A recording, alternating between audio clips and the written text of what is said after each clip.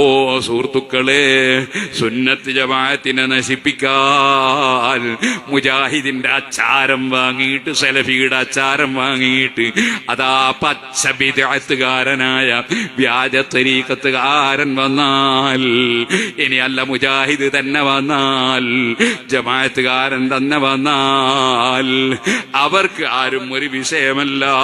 മൂസാ നബി മഹാകുറ്റം പ്രവർത്തിച്ചു എന്നാണ് മൗദൂദി എഴുതി വെച്ചത്.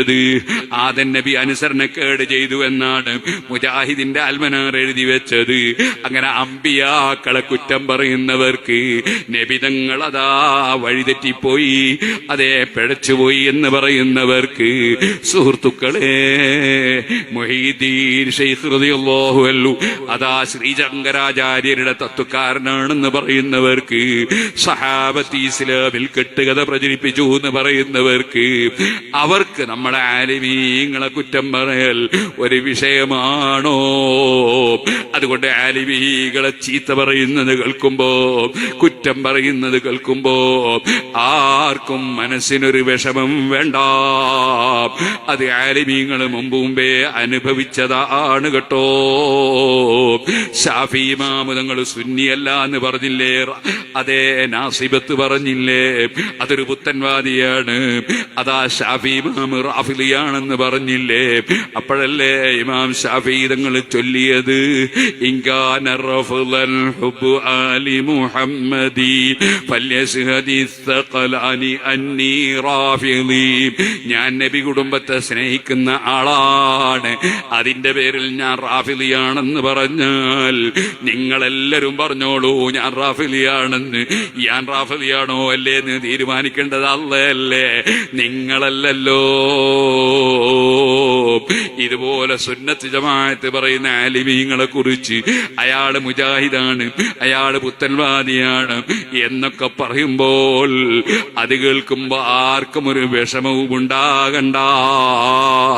നമുക്കത് പടച്ച റബ്ബിന്റെ അടുക്കൽ വലിയ സമാധാനവും സന്തോഷവും നമുക്കത് ആഖിറം കിട്ടാറുള്ള വഴിയുമാണ് കേട്ടോ.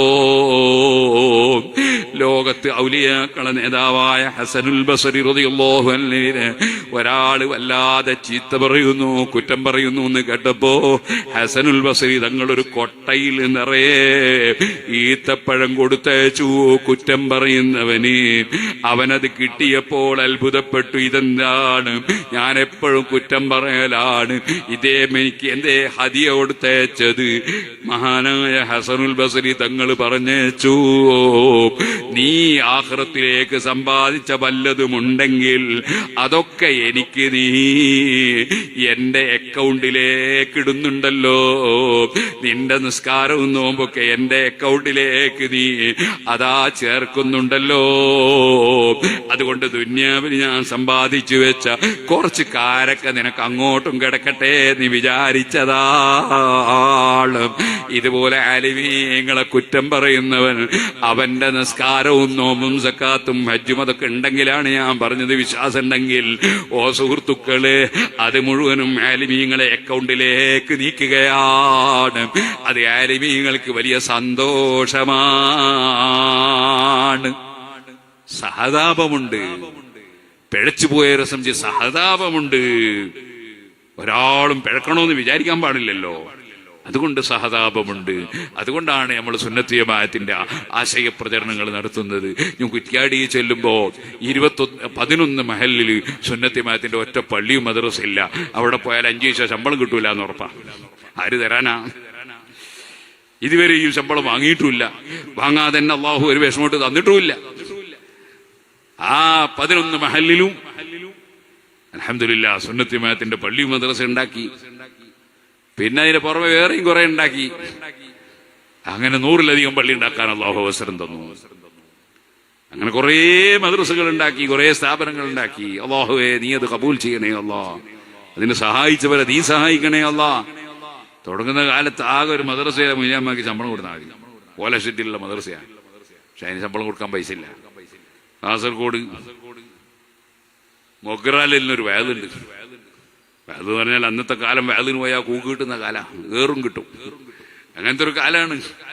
പടച്ചവനെ പേടിച്ചിട്ട് പല സ്ഥലത്തും പോകാനാവൂല.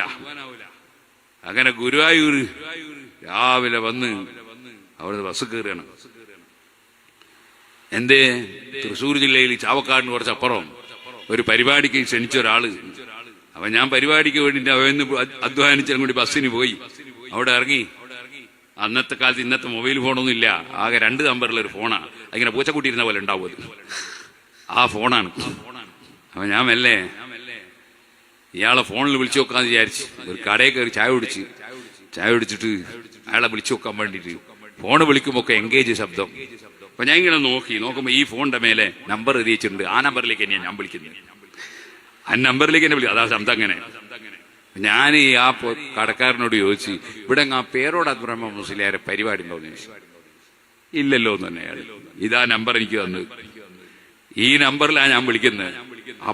കടക്കാരൻ തന്നെ അറിയില്ല കണ്ട് പരിപാടി.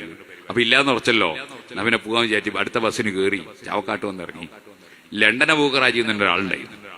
അദ്ദേഹത്തിന്റെ വീട്ടിൽ പോയി. അദ്ദേഹം മരിച്ചുപോയി, അള്ളാഹു സ്വർഗം കൊടുക്കട്ടെ. വലിയ സഹായം ചെയ്ത ആളാ. അവിടെ പോയി കിടന്ന് ഉറങ്ങി.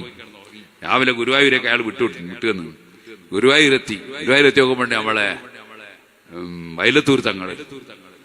അപ്പൊ തങ്ങളുമായി സംസാരിച്ച് ഞാൻ കാസർഗോഡാ പോണ്ടേ, മൊഗ്രാലിൽ വേദനെത്തണം. മൊഗ്രാൽ പോയി വേദ കഴിഞ്ഞ് ഞാൻ നാട്ടുകാരോട് പറഞ്ഞു, ഞാൻ ഷെഡ് കെട്ടിയിട്ട് ഒരു മദ്രസ തുടങ്ങിയിട്ടുണ്ട്, ശമ്പളം കൊടുക്കാൻ പൈസ ഇല്ല. ഉസ്താദ്മാർക്ക് 2 മാസമായിട്ട് ശമ്പളമൊന്നും കൊടുത്തില്ല, നമ്മളൊക്കെ പൈസ തരണമെന്നു. അപ്പൊ ആൾക്കാരെല്ലാം പിരിവെന്ന് അതുകൊണ്ട് വന്നിട്ട് മദ്രസയിലെ മേൽമേക്ക് ശമ്പളം കൊടുത്തു. ആ സിറാജുൽ ഹുദ അള്ളാഹു വളർത്തി ഇപ്പൊ ഒരു മാസം ചെലവഴിക്കണേ 90 ലക്ഷം റുപ്യാണോ. 16,000-ഓളം കുട്ടികൾ പഠിക്കുന്നുണ്ട്. അൽഹംദുലില്ലാഹ്. ഇക്കൊല്ലം എത്രയാണ് അഡ്മിഷൻ വന്നത്, സുബ്ഹാനല്ലാഹ്. ഇന്നും വിളിച്ചിട്ട് ഒരു കുട്ടീനെ എടുക്കോ ഖുർആൻ കോളേജിൽ എക്സലൻസിൽ ഇങ്ങനെ ഓരോരുത്തർ വിളിച്ച് ചോദിക്കുകയാണ്. നമുക്ക് കൊടുക്കുകയാണെങ്കിൽ സ്ഥലം വേണ്ടേ? സ്ഥലം ഇല്ലാതെ എന്താ ചെയ്യാ? 400-500 കുട്ടികൾ വരുന്നു, നമുക്കാകെ 20-30 കുട്ടികളെ എടുക്കാൻ കഴിയുന്നത്. ഇക്കൊല്ലം കൂടുതൽ കുട്ടികൾ വരാൻ്റെ കാരണം അറിയോ? വ്യാജത്തരീക്കത്താര് പ്രസംഗിച്ച് സിറാജുൽ ഹുദയെ കുട്ടികളെ പറഞ്ഞേച്ചാ പേച്ചു പോകുന്നു. അവന് ആൾക്കാരൊക്കെ അടപ്പേ പറഞ്ഞേക്കാൻ തുടങ്ങി. കാരണം അങ്ങനെ അവൻ പറയുന്നുണ്ടെങ്കിൽ എന്തായാലും എന്തോ ഒരു ഹിദായത്ത് ഉണ്ടാവും എന്ന് മനസ്സിലായി. അപ്പൊ കുട്ടികൾ കൂടുതൽ വന്നു, നമ്മൾ വല്ലാതെ കുടുങ്ങി. നിങ്ങളോടെല്ലാം പറയാനുള്ളത്, സിറാജുൽ ഹുദയുടെ റിസീവർമാർ വരുമ്പോൾ നല്ല സംഭാവന കൊടുത്തേക്കണം. 90 ലക്ഷം റുപ്യാണ് ഒരു മാസം ചെലവിന് മാത്രം. അള്ളാഹു എല്ലാരെയും സഹായിക്കട്ടെ. ഞാൻ ഇവിടെ വന്നപ്പോൾ നേർച്ചകളും സദഖകളൊക്കെ തന്നവരുണ്ട്. പോയ സ്ഥലത്ത് നിന്ന് പൊന്ന് കിട്ടിയിട്ടുണ്ട്. സ്റ്റേജുമ്പോൾ ഇറങ്ങുമ്പോൾ ഒരാൾ പൊന്ന് തന്നു. നേർച്ചയാക്കി അതിന് ഫലമൊക്കെ കിട്ടിയിട്ടുണ്ടെന്ന് തന്നെ പൊന്ന് തന്നു. അള്ളാഹു സുബ്ഹാനഹു വ തആല നമ്മളെല്ലാവരുടെയും എല്ലാ അമലുകളും കബൂൽ ചെയ്യട്ടെ. സുന്നത്ത് ജമാഅത്തിന് വേണ്ടി സജീവ പ്രവർത്തനം നടത്തണം. SSF-ഉം SYS-ഉം മുസ്ലിം ജമാഅത്തൊക്കെ ശക്തിപ്പെടുത്തണം. നമ്മൾ ആരെന്ത് പറഞ്ഞാലും ഒരൽപ്പവും പതറിപ്പോകാൻ പാടില്ല, ഹിമ്മത്ത് നഷ്ടപ്പെട്ടു പോകാൻ പാടില്ല. നമുക്ക് അതെ ഇബ്ലീസിനെ പിടിച്ച് കെട്ടിയിടാനാവില്ല. ഇബ്ലീസ് അവന്റെ പണി ഇങ്ങനെ എടുത്തോണ്ടിരിക്കും. അതങ്ങനെ ഇബ്ലീസ് അങ്ങനെ പണിയെടുക്കും. അമ്പിയാക്കളും ഔലിയാക്കളും സാലിഹ്യങ്ങളും ആലിമീങ്ങളൊക്കെ അവരുടെ പണി അവരും എടുക്കൂ, ഇബ്ലീസിന്റെ പണി അവനും എടുക്കൂ. ഇബ്ലീസിനുണ്ട് അനുയായികള്, മഹാന്മാർക്കുണ്ട് അനുയായികൾ, രണ്ടും അങ്ങനെ നടക്കും. അപ്പൊ നമ്മളവിടെ ഒന്നും പതറിപ്പോകാൻ പാടില്ല. ഒരു പിഴച്ചവന്റെ വാചകവും വിശ്വസിക്കാനും പാടില്ല. നമ്മൾ സുന്നത്ത് ജമാഅത്തിന്റെ ഖാദിമീങ്ങളാകണം. അല്ലാഹു തആല നമുക്കെല്ലാവർക്കും ഹിദായത്തും തഖ്വയും ഏറ്റി തരട്ടെ. സിറാജുലേക്ക് 10,000 രൂപ ഒന്ന് തൽക്കാലം അവിടെ വെക്കി, ഞാൻ വാങ്ങിച്ചോളാം. അല്ലാഹു തആല നമ്മുടെ മജ്ലിസ് ദുആക്ക് ഉത്തരമുള്ള മജ്ലിസാക്കി തരട്ടെ. നമ്മളെല്ലാവരെയും അല്ലാഹു തആല അവൻ പൊരുത്തപ്പെട്ടവരിൽ പെടുത്തട്ടെ. ഓക്കെ. ഇപ്പൊ സിറാജിലേക്ക് പിരിവെടുക്കാൻ വേണ്ടി പറഞ്ഞു ഒന്നല്ല, എല്ലാവരും ഫാത്തിഹ ഓതണം. നമ്മൾ മരിച്ചുപോയ എല്ലാവരുടെ പേരിലും എല്ലാ മഹാന്മാരുടെ പേരിലും. നമുക്ക് ഇത് ആദർശ സമ്മേളനത്തിന്റെ സമാപനവും കൂടിയാണ്. ഈ ആദർശ സമ്മേളനങ്ങളെ സമ്മാനമായിട്ടോ അല്ലാതെ ഇത് നിർത്തലൊന്നുമില്ല. നാളെയും പറയും, ഞാൻ എല്ലാ ദിവസവും പറയും. നാളെ പറയുന്നത് വേറെ ഏതോ സ്ഥലത്തായിരിക്കും, ചിലപ്പോൾ ഉള്ളാളത്തായിരിക്കും, അല്ലെ കർണാടകയിലായിരിക്കും, അല്ലെ വേറെ ഏതോ ജില്ലയിലായിരിക്കും. അത് മരിക്കുന്നവരെ പറയൂ, ഇൻഷാ അല്ലാഹ് പറയും, സുന്നത്ത് ജമാഅത്ത് പറയും. അതിനൊരു മാറ്റം ഉണ്ടാവില്ല. ഒരു ധൈര്യം നമുക്കുണ്ട്. അതെന്താണ്? അള്ളാഹിന്റെ ദീന് പറയുമ്പോ 45 കൊല്ലമായി ഞാൻ വേദോരം തുടങ്ങി. ഇന്നേ വരെ സത്യമാണെന്ന് ബോധ്യപ്പെട്ടതല്ലാതെ പറഞ്ഞിട്ടില്ല. തെറ്റാണെന്ന് ശരിക്കും ബോധ്യപ്പെട്ടാലല്ലാതെ എതിർത്തിട്ടുമില്ല. അതേസമയം വ്യക്തിപരമായ ജീവിതത്തിൽ നമ്മളാരും മാസൂമിങ്ങളൊന്നും അല്ല. നമ്മുടെ അടുത്തൊക്കെ പല തെറ്റും വന്നിട്ടുണ്ടാവും. അല്ലാഹുവേ ഞങ്ങൾക്ക് മാപ്പാക്കണം റഹ്മാനെ.